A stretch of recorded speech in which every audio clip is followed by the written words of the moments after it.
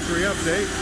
We have started to weld the three pieces of the underwater room together. This is the floor section. We just finished preparing this yesterday, and this morning we started the first pass of the welding. So we had to do three passes with the welding machine. So this is number one.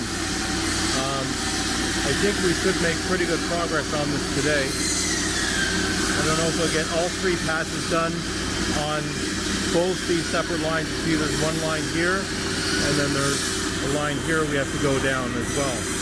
So we need to do three passes on each.